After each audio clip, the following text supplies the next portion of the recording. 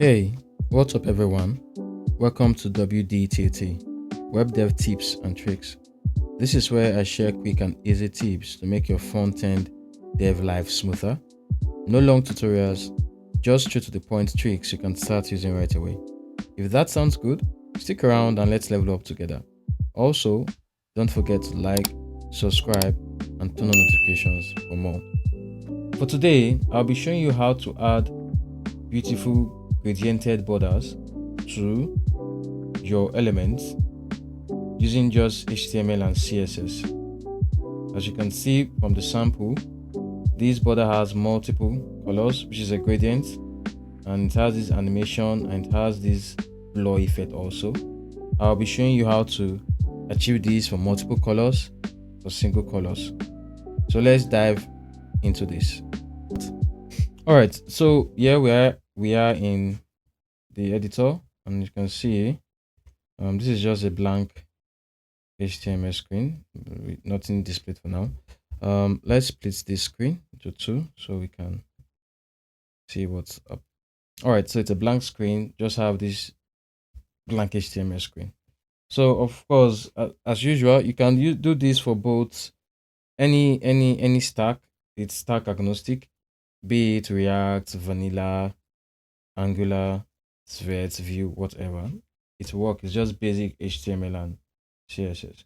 So let's put a div with a class of container.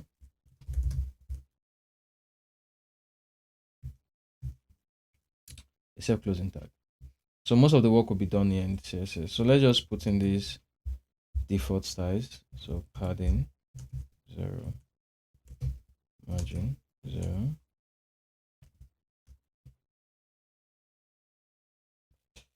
So these are just basic setup, and I may speed things up this one, but it's just basic setup, nothing out of the box.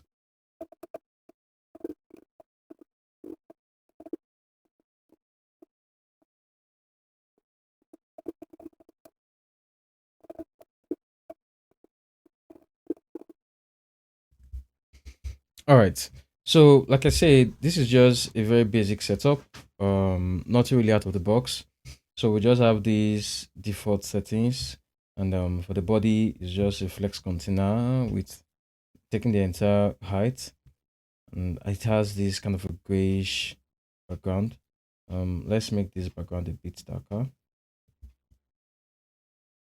All right, and then for the container, we just give it this basic styles. So now, how do we attach a border? Now, normally for the normal border, it's just for us to use the border property, and we set the various variables, the width, the style, the width, and the color. But if you want to set a gradiented border, you can't actually use that border property because border property doesn't support gradient. It only supports single color. So how do we do that? We are going to use the pseudo elements before or after, or in a condition where if you want to use both, you can also use both, and I will show you what we'll be using both for. But let's just use just one. So let's use before. Let's use before. And so of course we'll give it an empty content and width of 100%, height of 100%, position will be absolute, and then let's just give it a red background color for now. Okay, so yeah, I forgot to set the various position properties. Sorry, that's why we're having this. We're going to center it, so let's gonna use 50%. So yeah, all right. So but of course you can see that this is going outside. Let's give the parents position of relative, and then we can use the translate property, and we say minus 50%, minus 50%. All right. So now this has centered the before element on it. But of course, it covers it. So we'll just give this a okay. Let's give the pseudo element a negative z index. so that it will be under, it will be stacked under our main container. Yeah. So but for now, you can't see it because it's exactly the same size. So all we have to do is just give it a padding. Let's say a padding of 10 pixels. And yeah, and then let's also give it border radius. Let me see, I think border radius of inherit should work. So to have same border radius. Good.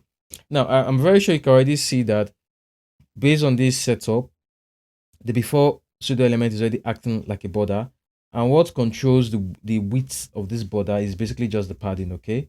So the smaller the padding value, the smaller the border, and then the bigger the padding value, the bigger the border. So now, but how can we convert these to give us that beautiful gradient? Now we'll make use of, we'll not use background color because background color doesn't support gradient, of course. So instead, we'll make use of background image.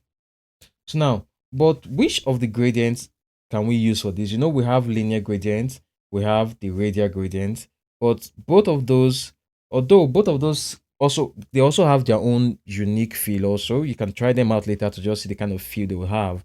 But for the video, for the sample video which was shown at the beginning, what we made use of is what we call conic gradients, okay? So conic gradients. If you want, you can actually just go on MDN docs and you can check on conic gradients CSS.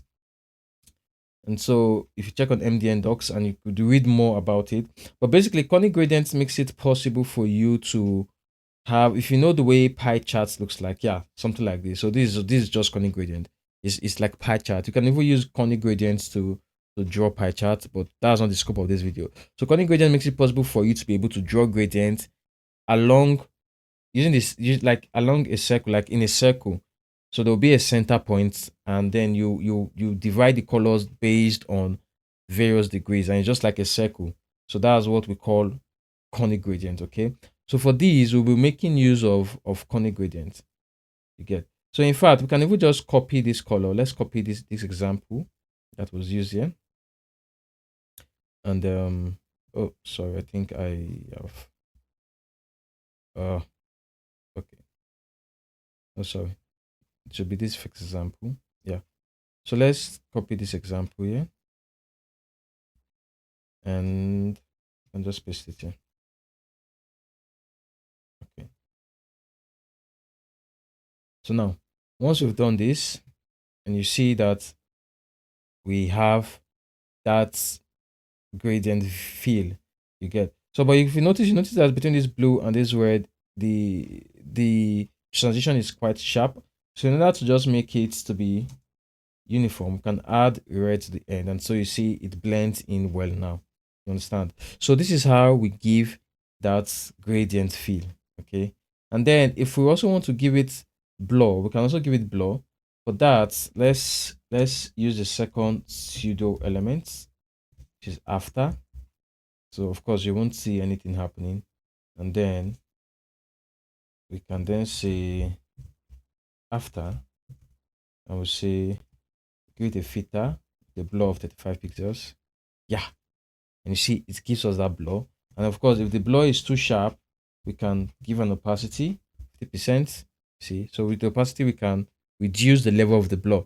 So basically this is just how you give that gradient border feel. And let's reduce this padding value to this. So yeah, we have 5 pixels. So but what if you wanted to have just one color, something that makes it look like kind of like a tail? We can also put in one color. Let's say maybe for example, we just want only red. So all we have to do is to make these transparent, and we have the red, and then the transparent, we can say, okay, let it be transparent for 70% of the arc. The arc? Yeah, of the angle. So you see that we have it's this way now. So the red now takes the remaining 30% with a transition. So the smaller this value is, the longer the red tail is. And so, but let's just make this 70%. You get. So then, of course, if if we also want to, we can also make this to be double tailed, for example. So let's say we sorry. So we duplicate this, and then we can do something. Let me see if I'll be able to divide this thing correctly. So if we have blue, transparent, and green, let me see. I think we might have to put in another transparent here. Okay, so let's say we do maybe 25%, and here we say under 25%. Let's just play around this thing. Let's see what we'll have.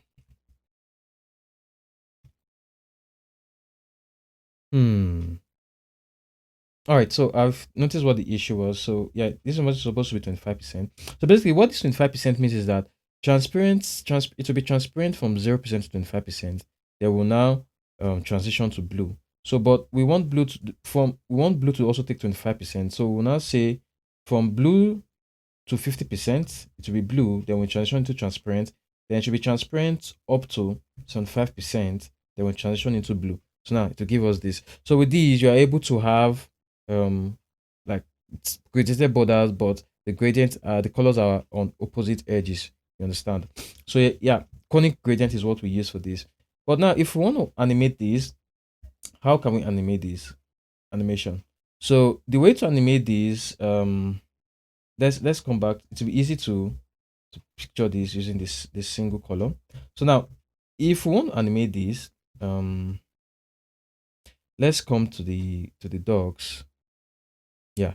So from the dogs, you can see that there is a value here called from. So basically, what the from gives, it gives a starting point of the conic gradient. Okay, I think by default it's at 0 degree, which is just like the vertical stand 0 degree.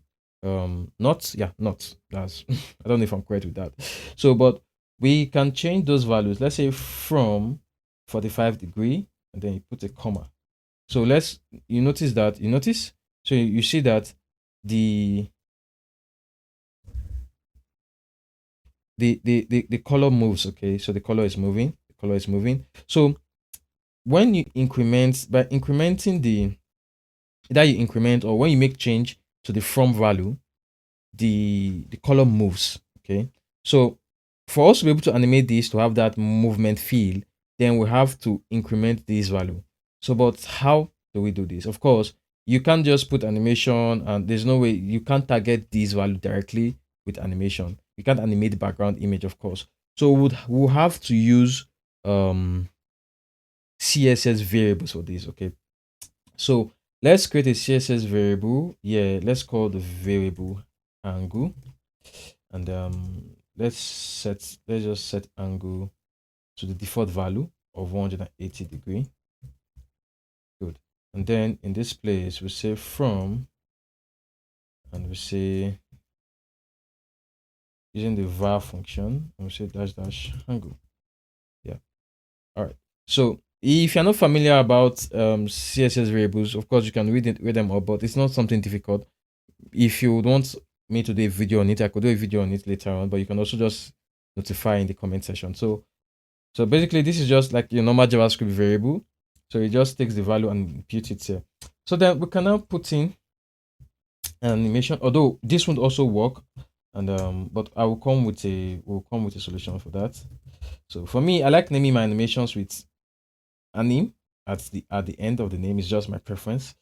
So we can say from, and we say to. So but let's set this to 0. Okay, let's use 0. So we'll say from, and we'll say dash angle is 0 degree to dash angle 360 degree. Okay, so then we'll come in here and we'll use the animation.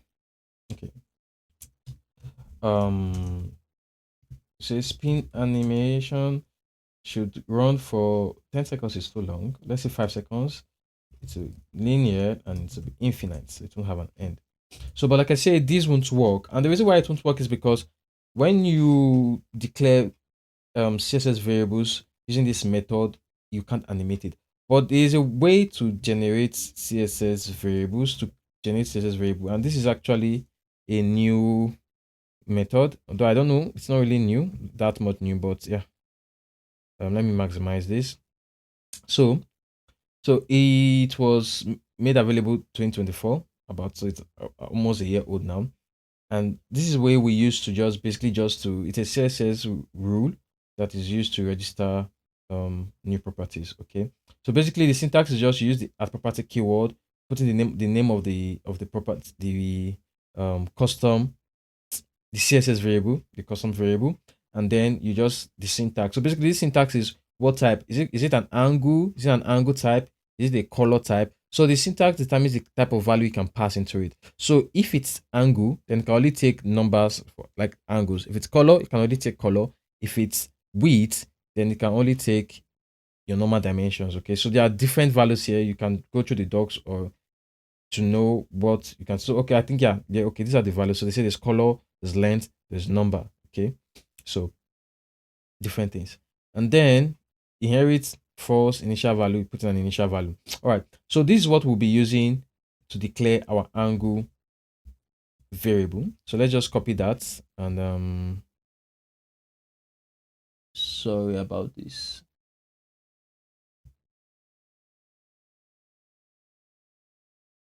Okay, so let's just copy that and come back to where we are working. And let's just paste it above here. So, but for these, we'll call it angle, and then there's no need for us to put this here anymore.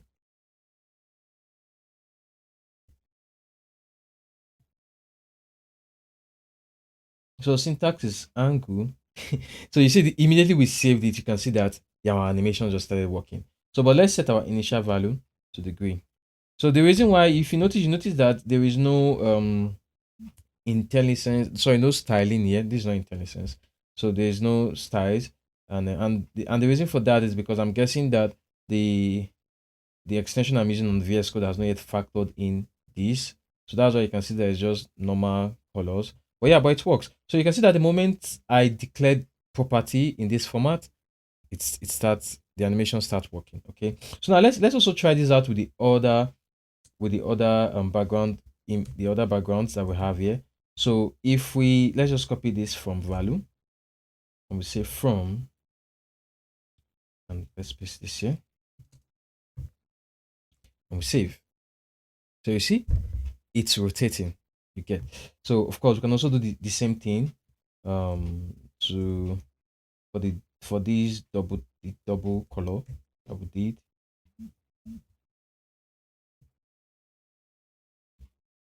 Yeah.